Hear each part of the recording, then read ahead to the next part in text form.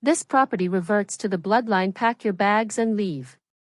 Raymond's voice echoed through the living room as I stood motionless in the doorway, still dressed in the black funeral attire I wore to bury my husband the day before. I couldn't speak at first. I just watched in disbelief as his sons carried out my late husband Marcus's favorite antique chair, the one he always used while reading the paper in the evenings. "You don't have the authority to do this," I said, my voice calm but firm despite the swirl of grief and confusion. Raymond turned toward me, the smugness carved deep into his face. "No authority. This house is family land. Girl always has been. Marcus is gone now, and you're not blood. It's that simple. My name is Ashley Coleman. I'm 37 years old, and until yesterday, I believed I knew where I belonged. For the past 8 years, I was married to Marcus Coleman, a kind, gentle man who ran a veterinary clinic here in Richmond, Virginia. We lived in the Victorian home his grandfather left to him, and I believed, foolishly, that it would someday be our forever home. But now, standing on the very porch where we'd shared morning coffees and winter snowfall kisses, I watched as Raymond's sons, Gerald and Timothy, dragged my belongings out like garbage. I had only stepped away to stay with my sister after the funeral. I came back to find the locks changed and the Coleman men moving through the house as if I had never existed. Raymond presided over the whole scene like a smug auctioneer, assigning value and authority that were never his to begin with. "Marcus would be horrified by this," I said, my hands shaking as they tossed our wedding photos onto a plastic bin by the front door. "Marcus is dead," Raymond spat, "and he was always too soft on you. We warned him you were just here for the money, but he didn't listen. Well, that fairy tale ends today." The words hit me like fists. I remembered every year of strained dinners where I was tolerated but never welcomed, every time the room fell silent when I walked in, every sideways glance at family events that reminded me, wordlessly, that I didn't belong. Gerald trudged up beside his father, flushed from hauling furniture. "That's most of her stuff out. Dad want us to do the kitchen next." "Take what's worth something, leave the rest," Raymond said flatly. "She's got until sundown to grab whatever we don't want." Something cold settled deep in my chest. They had always seen me as insignificant, disposable, but what they didn't know, what they couldn't imagine, is that Marcus had seen all of this coming and he had quietly prepared. From the moment Marcus introduced me to his family, they made their disdain clear. I was a nurse who came from working-class roots, a woman who put herself through school and built a life through effort, not inheritance. That first dinner with Raymond and Patricia set the tone, cold smiles and compliments laced with contempt. "She's very practical," Patricia said that night, as if practicality were a flaw. Later, as I cleared the table alone while Marcus and his father discussed expanding the clinic, Patricia floated by and added, "I suppose that's important in your line of work." Even after we married, the quiet digs never stopped. They'd bring up daughters of old friends, girls with prep school credentials and appropriate backgrounds, then ask Marcus why he'd settled down so quickly. When we got engaged, Raymond's first concern wasn't our happiness, it was the prenuptial agreement. "This family has legacy to protect," he said during a pre-wedding chat. He insisted on the house, the land, the clinic, that all stays in the bloodline. Marcus looked visibly uncomfortable. "Dad, can we not do this right now?" But Raymond pressed on. "Ashley seems like a smart girl. I'm sure she understands the importance of family tradition." I smiled politely, keeping my fury buried for Marcus's sake. They talked about me like I was some conniving stranger looking to snatch up property, but they had no idea I had never cared about their wealth. I loved Marcus, for his heart, his humility, and the way he treated animals and people alike with reverence. And Marcus saw everything. He heard the whispers, the passive-aggressive remarks, the seating arrangements that always placed me farthest from his mother at dinners. Most of all, he heard what they said behind closed doors when they assumed he wasn't listening. "Son, you could do better," Patricia once said when she thought I couldn't hear. "She's sweet, I guess," she added, "but she's not our kind of people." Marcus stood up for me that day. He told her I was his kind of people, that I made him happy. But I could see it in his eyes. That was the day he truly grasped how little his family would ever accept me, and 3 months before he died, I discovered just how deeply that rot ran. It was at his cousin's wedding. I stepped away for a few minutes, and when I came back, I caught a hushed conversation between Raymond, Patricia, Gerald, and Timothy. "When Marcus goes, the property comes back to us," right? Timothy asked. She's not legally entitled to anything long-term, is she? Gerald added. Raymond's voice was low but firm. Of course not. Wives get temporary occupancy, but family assets revert to blood. Always have, always will. Patricia chimed in with a sneer. The only challenge will be getting her out quietly. You know how emotional women get about property. Maybe she'll remarry quick, Marcus's cousin said with a smirk. That'd solve it. Their words sliced through me. They weren't just speculating, they were planning a life after Marcus, a future in which I would be gently but firmly erased. I slipped into the bathroom and stayed there until I could breathe again. When I returned, Marcus was joyfully chatting with his uncle about new surgical techniques for injured birds. He lit up when he saw me. Ashley, Uncle Harold was just telling me about a bald eagle they saved last week. Remember that wing fracture case you helped me with? He pulled me into the conversation like always, but I couldn't unhear what I'd just learned. They believed I had no claim to anything, but what they didn't know was that Marcus had made arrangements behind their backs. He didn't trust them either. And now that they had made their move, tossing me out like trash, I was going to show them just how wrong they were. As I listened to them speak so passionately about wildlife rehabilitation, it struck me how deeply Marcus' family misunderstood him. To them, he was merely a respected veterinarian and the heir to the family estate. They didn't see the man who pulled all-nighters nursing animals back to life, who donated his time to the local rescue, who prioritized compassion over pedigree. That night, on the drive home, I made a decision that would shape everything that followed. Marcus, I began carefully, I overheard your family talking about the estate earlier. His face turned serious. What did they say? They seem very sure of how things will be divided if anything were to happen to you. He went quiet, his fingers tightening around mine. Ashley, there's something I need to tell you. I've been meaning to for a while, but now I think it's time we talk about what comes next, seriously. That conversation became a turning point later in the kitchen. He poured himself a glass of wine and sighed deeply. I've always known how my family feels about you, he admitted. I kept hoping they'd change, that they'd see the woman I chose, but tonight proved they won't. You don't have to, I started. I do, he said gently but firmly. Ashley, my family has been planning for your absence since the day we married. They've convinced themselves you're temporary, someone who will be quietly written out when the time comes. He walked over to the window, gazing at the garden we'd nurtured together. They think family property automatically goes back to blood relatives when I'm gone, but they've never cared to understand how inheritance law actually works. They've never even asked about my will. My heart started to pound. You have a will? When he turned back to me, I saw a fierce clarity in his eyes, a reminder that beneath his gentleness, Marcus was still a Coleman. I drafted one the week after we got married, but 3 months ago, after a talk with my cousin about his wedding, I realized it needed to be airtight. He retrieved a thick folder from his study. I'd been working with Charles Peton, you remember him? He handled the Johnson divorce. I nodded, recalling the sharp estate attorney who'd untangled a bitter property battle for our neighbors. Charles helped me see something important. My family's assumptions aren't just outdated, they're irrelevant. When we married, I updated every deed to joint ownership with right of survivorship. That means if I die, it all becomes yours automatically. The weight of what he was telling me began to sink in. But your family, they don't know this. No, and that's not all. He laid the documents across the table. I've rewritten my will to leave you everything, the house, the clinic, our accounts, investments, and I added a personal letter explaining exactly why.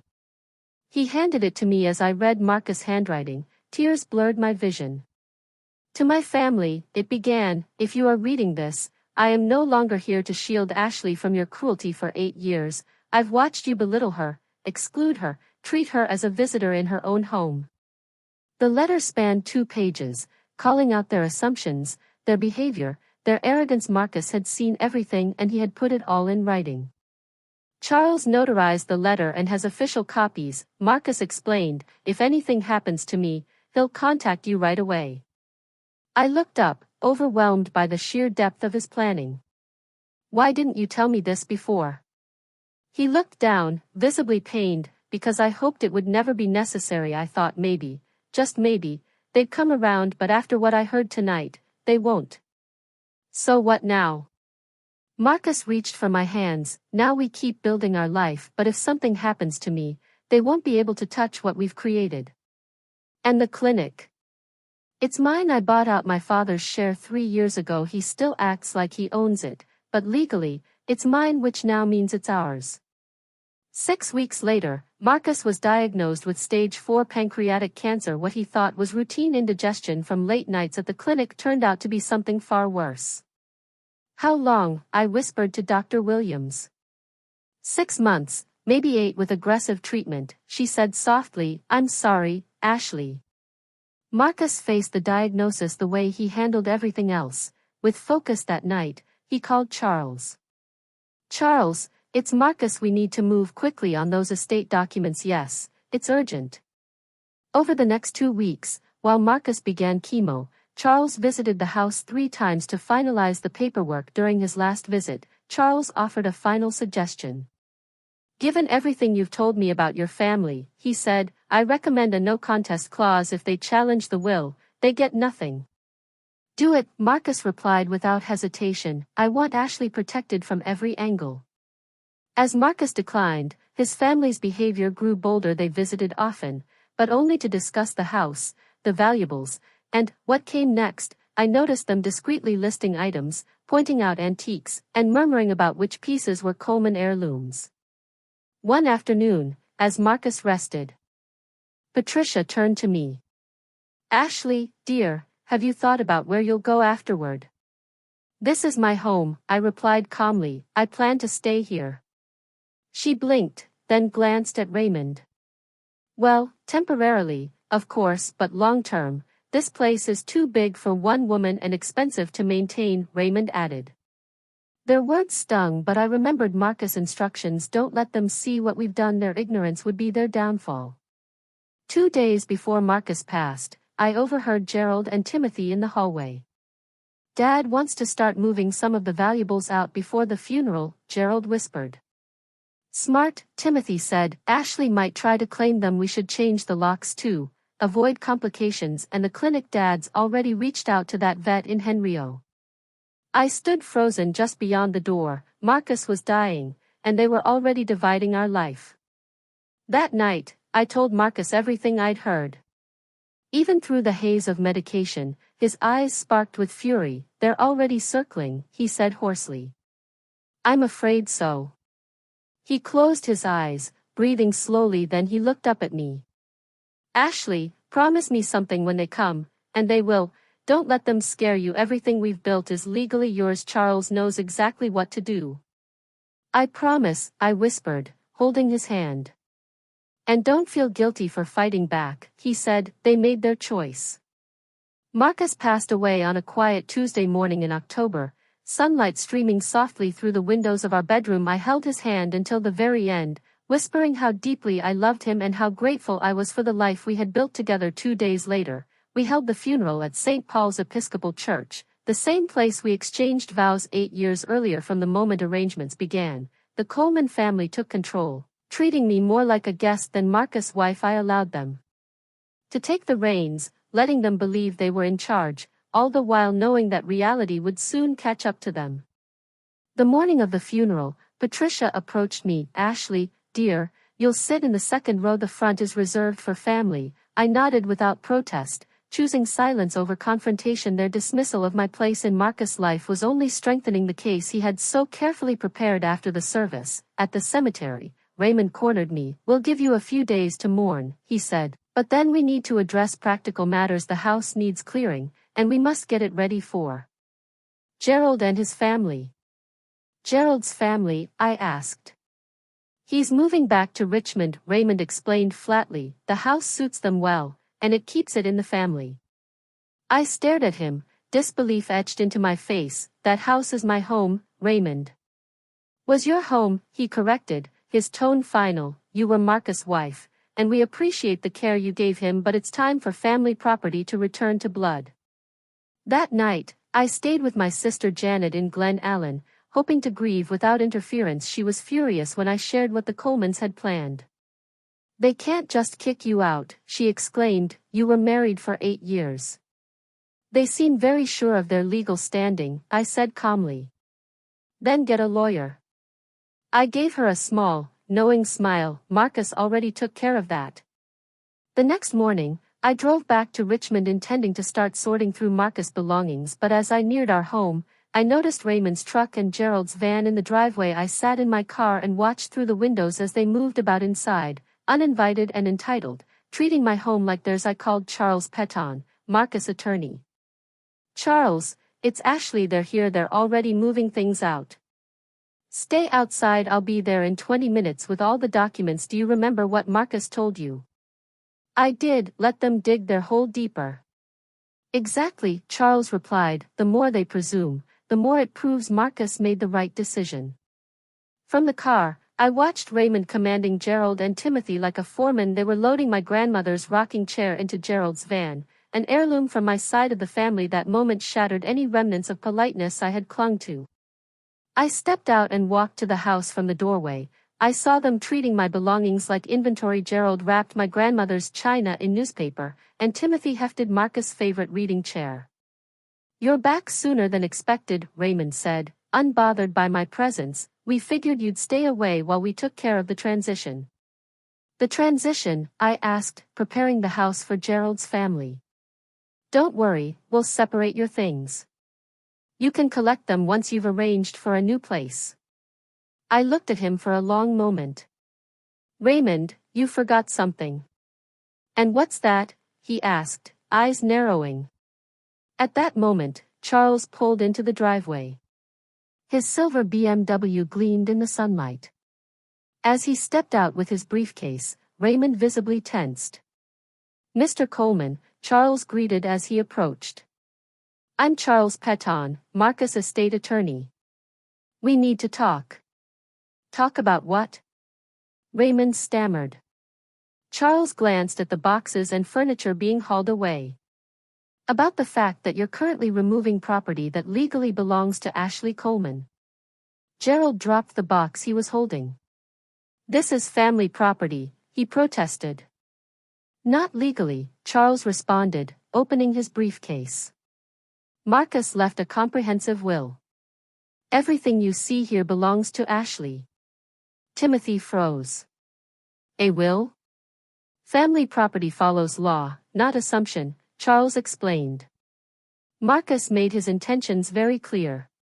He laid out the documents on the kitchen table as the Colemans crowded around, their confidence crumbling.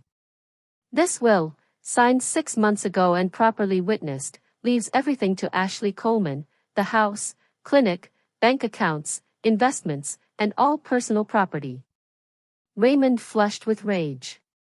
That can't be. Our family's legacy, our traditions. Marcus owned it all, Charles said plainly.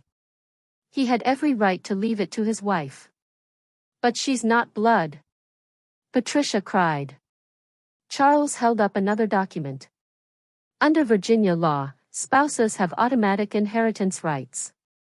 Moreover, Marcus changed the deeds to joint ownership with right of survivorship. Even without a will, it would all belong to Ashley. Gerald looked stunned. So we have no claim? None. And by taking items without consent, you are committing theft. A heavy silence fell. Then Charles pulled out one last document. Marcus also left a personal letter, explaining why he made these choices. He began reading. To my family, if you are reading this, I am gone. For 8 years, I've watched you disregard my wife's role in my life. Your behavior has been cruel, and I can no longer excuse it. As Charles read, the Colemans sat in silent humiliation. Every slight, every insult, every whispered dismissal had been noted. Marcus had seen it all. This will contains a no contest clause, Charles concluded. Challenge it, and you forfeit everything. Raymond paled, the full scope of his mistake settling in. By midday, every item they had removed was returned, including my grandmother's chair. The locks were changed again, at their expense, and they were banned from setting foot on the property without my permission. The veterinary practice remained mine to run or sell. The land they considered their legacy was now completely out of their reach. Their entitled plans were revealed as legally and morally bankrupt. Patricia's social circle turned on her as the story spread. Gerald's dream home vanished overnight. Timothy lost a job he assumed was his birthright. And Raymond, once the respected head of the family, lost the last shreds of credibility when people learned that Marcus had rejected everything he stood for. That night, I stood in my kitchen holding Marcus' letter. Around me were the familiar comforts of our life, the life his family had tried to erase. But Marcus had seen them for who they were. And he had quietly built legal and emotional defenses to keep me safe. In the end, his greatest legacy wasn't the property or money. It was his unwavering commitment to protect me. His revenge was silent, thorough, and final, the act of a man who loved deeply and refused to let that love be undermined by cruelty. He didn't just leave me everything. He left me with the knowledge that I was always enough. That our love was worth defending. And that sometimes, the quietest people leave behind the loudest echoes.